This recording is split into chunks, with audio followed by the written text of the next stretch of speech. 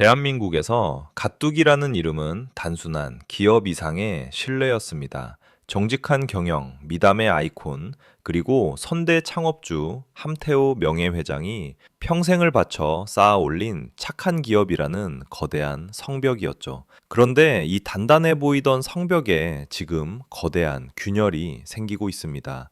2025년 9월 말 시작된 국세청의 특별 세무조사가 2026년 새해인 지금까지 이어지며 오뚜기를 정조준하고 있습니다. 이번 조사를 주도하는 곳은 중부지방국세청 조사 3국입니다. 일반적인 기업들이 겪는 정기조사가 아닙니다. 대재산가의 편법 승계와 일감 몰아주기 혐의를 포착했을 때 움직이는 특별 조사입니다. 우리는 물어봐야 합니다. 왜 창업주의 헌신으로 일궈낸 이 아름다운 기업이 한순간에 수사 대상이 되었을까요? 함영준 회장이 상속세 1,500억 원을 성실히 내겠다고 선언하며 국민적 박수를 받던 그 뒷면에서 도대체 무슨 일이 벌어지고 있었던 걸까요?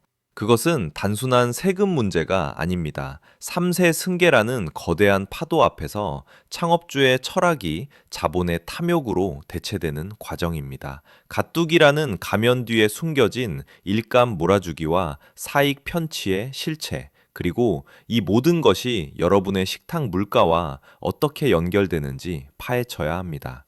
오늘 생존의 경제학에서는 오뚜기 신화가 무너지는 진짜 이유, 승계를 위해 기업의 영혼을 팔아치운 후계자들의 설계, 그리고 대한민국 1등 식품 기업이 왜 몰락의 길로 들어서고 있는지 그 이면을 낱낱이 해부해 보겠습니다. 이 모든 일들이 과연 단순한 우연일까요? 아닙니다. 이건 우리가 믿었던 시대의 종말입니다. 이야기 시작 전에 구독과 좋아요는 영상을 만드는 큰 힘이 됩니다. 자, 이야기 시작합니다. 우리는 먼저 오뚜기라는 기업이 어떤 과정을 거쳐 지금의 신뢰를 쌓아왔는지 그 실체를 들여다봐야 합니다. 1969년 고 함태호 명예회장이 풍림상사를 설립하며 대한민국 최초의 즉석 카레를 선보였을 때 그것은 단순한 사업이 아니었습니다. 전쟁의 상흔이 가시지 않은 땅에서 국민들에게 제대로 된 먹거리를 공급하겠다는 창업주의 확고한 신념이었습니다. 한 명예회장의 경영 철학은 명확했습니다. 입으로 들어가는 음식을 만드는 곳은 그 어떤 곳보다 정직해야 한다는 것이었죠. 그는 매일 새벽 공장에 나가 생산 라인을 직접 확인했고 스프 한 봉지에도 품질에 대한 고집을 담았습니다. 식품은 곧 생명이라는 그의 원칙은 훗날 오뚜기를 시가총액 수조 원대의 거대 식품 기업으로 키워낸 핵심 동력이 되었습니다. 그가 일궈낸 신뢰는 숫자가 아닌 인간에 대한 예우에서 완성되었습니다. 1992년부터 시작된 선천성 심장병 어린이 후원은 지금까지 6천 명이 넘는 아이들에게 새 삶을 선물했습니다. 1997년 외환 위기라는 국가적 재난 속에서도 단 한 명의 직원도 내보내지 않았고 2015년에는 마트 현장에서 뛰는 시식 사원 1,800여 명을 전원 정규직으로 채용하는 파격을 보여줬습니다. 1969년 최초의 카레 출시부터 IMF를 견뎌낸 고용 유지, 그리고 비정규직 없는 일터를 향한 결단까지 가뚝이라는 별명은 마케팅 부서가 만들어낸 가짜 프레임이 아니었습니다. 현장에서 정직을 실천하고 이익보다 사람을 우선시했던 한 창업주의 실천이 만들어낸 결과물이었습니다. 한 명예회장은 기업을 개인의 재산을 불리는 수단이 아니라 사회적 책임을 다하는 조직으로 운영했습니다. 그는 이 신뢰라는 가치를 지키기 위해 평생을 바쳤습니다. 하지만 이 탄탄한 기반 위에서 지금 전혀 다른 종류의 설계가 시작되고 있습니다. 선대 회장이 그토록 경계했던 사익 편취와 편법 승계라는 어두운 그림자가 가뚜기의 로고를 잠식하고 있는 상황입니다. 함영준 회장은 선대 회장의 타계 이후 상속세 1,500억 원을 편법 없이 전액 납부하겠다고 발표하며 정면 돌파를 선택했습니다. 당시 여론은 열광했죠. 하지만 우리는 그 거대한 현금이 마련된 내부 구조를 뜯어봐야 합니다. 가장 먼저 이해해야 할 점은 오뚜기와 오뚜기 라면이 오랫동안 서로 남남인 듯 하면서도 한 식구인 별개 법인이었다는 사실입니다. 주식회사 오뚜기는 판매를 담당하는 상장 회사였고, 오뚜기 라면은 실제 제품을 만드는 제조사였습니다. 중요한 건 오뚜기 라면이 본사의 자회사가 아니라 함회장 일가가 지분을 장악한 사실상의 개인 회사였다는 점입니다. 만드는 놈 따로, 파는 놈 따로의 구조였죠. 오뚜기 본사는 라면을 직접 생산하지 않고 이 개인 회사에서 물건을 전량 사왔습니다. 매출의 거의 90% 이상이 본사와의 거래에서 발생했고, 국민들이 라면을 많이 사 먹을수록 오너 일가의 주머니는 불어났습니다. 함 회장은 여기서 받은 막대한 배당금을 상속세 1,500억 원을 내는 실탄으로 썼습니다. 소비자가 낸 돈이 라면 봉지를 타고 오너 일가의 주머니로 들어간 뒤 세무서로 전달된 셈입니다. 물론 오뚜기도 이런 비판을 의식해 2022년 뒤늦게 지주사를 흡수 합병하며 구조를 바꿨습니다. 하지만 이미 오너 일가는 수년 동안 이 통로를 통해 승계 재원과 자산 가치를 확보한 뒤였습니다. 알맹이는 다 빠져나가고 껍데기만 남은 합병이라는 비판이 나오는 이유입니다. 2025년 말 시작된 세무조사는 바로 이 지점, 합병 전후에 벌어진 사익 편취의 흔적들을 정조준하고 있습니다. 오뚜기 라면을 자회사로 편입하며 겉모양은 바꿨을지 몰라도 중부지방국세청 조사 3국의 시선은 훨씬 더 깊은 곳을 향하고 있습니다.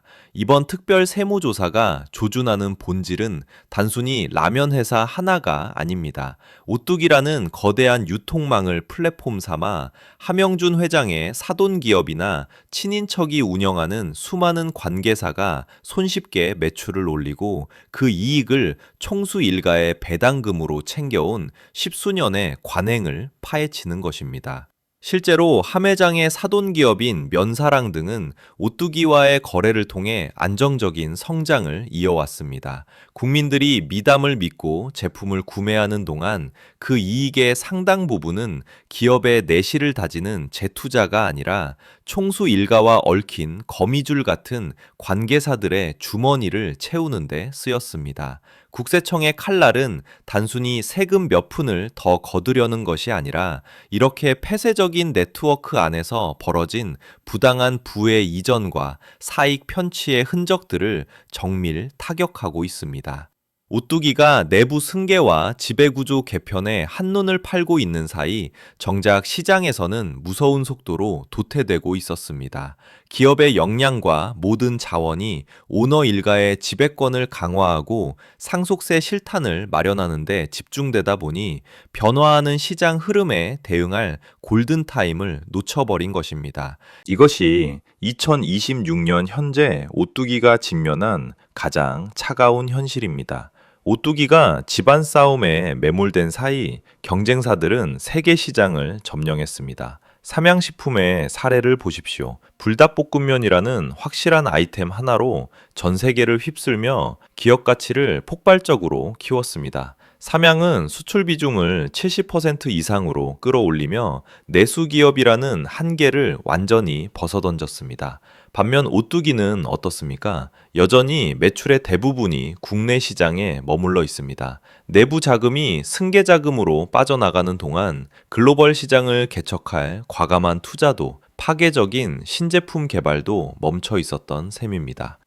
최근 K푸드 열풍이 전 세계를 강타하며 다른 식품기업 오너들은 대통령의 해외 순방, 경제 사절단에 포함되어 전 세계를 누비고 있습니다. 하지만 오뚜기 함영준 회장의 모습은 찾기 어렵습니다. 글로벌 영토를 확장해야 할 시기에 세무조사라는 사법 리스크와 일감 몰아주기 논란에 발목이 잡혀 있기 때문입니다. 경쟁사 오너들이 새로운 시장을 개척할 때 오뚜기는 국세청의 칼날을 방어하는 데 급급한 처지가 된 것입니다. 국민들이 갓두기를 응원하며 진라면을 집어들던 시대는 끝났습니다. 소비자들은 이제 더 이상 도덕적 이미지만으로 제품을 구매하지 않습니다. 가격은 오르는데 혁신은 없고 그나마 남긴 이익마저 오너 일가의 세금 재원으로 쓰인다는 의혹이 확인되는 순간 팬덤은 안티로 돌아섰습니다. 2026년 현재 유통시장은 쿠팡 같은 플랫폼의 PB 제품들과 중국 이커머스의 초저가 공세가 장악했습니다. 혁신을 멈춘 오뚜기가 설 자리는 점점 좁아지고 있습니다. 결국 오뚜기의 실적 악화는 외부의 침략 때문이 아니라 내부의 탐욕이 혁신의 의지를 꺾어버린 결과입니다.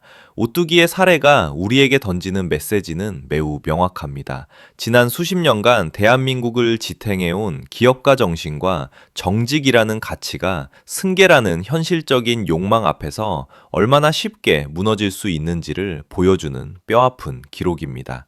과거 오뚜기는 신뢰의 그 자체였습니다. 하지만 왕관을 물려받은 후계자들은 선대 회장이 남긴 가장 소중한 자산인 신뢰를 기업의 성장과 혁신에 쓰는 대신 자신들의 지배력을 강화하고 세금을 내는 방패로 소모해버렸습니다. 착한 기업이라는 프레임이 오너 일가의 사익을 가리는 도구가 되었을 때 소비자가 느끼는 배신감, 그것이 진짜 위기의 본질입니다. 2026년 현재 우리는 더 이상 이미지와 미담만으로 생존할 수 없는 실전의 시대에 살고 있습니다. 글로벌 경쟁사들이 혁신으로 영토를 넓힐 때 내부 승계 설계에 매몰된 기업에게 시장은 단 한 뼘의 자리도 내어주지 않습니다. 우리는 이제 이 시대적 패러다임을 냉정하게 바라봐야 합니다. 가뚜기 신화의 붕괴는 비단 한 기업의 문제가 아니라 승계라는 족쇄에 묶여 침몰하고 있는 대한민국 재벌 시스템 전체에 던지는 마지막 경고장일지도 모릅니다. 오늘 분석이 여러분이 경제의 흐름을 파악하는데 도움이 되셨기를 바랍니다. 여러분은 오뚜기의 이러한 행보에 대해 어떻게 생각하시나요? 댓글로 의견 남겨주시면 감사하겠습니다. 구독과 좋아요 부탁드립니다. 지금까지 생존의 경제학이었습니다. 감사합니다.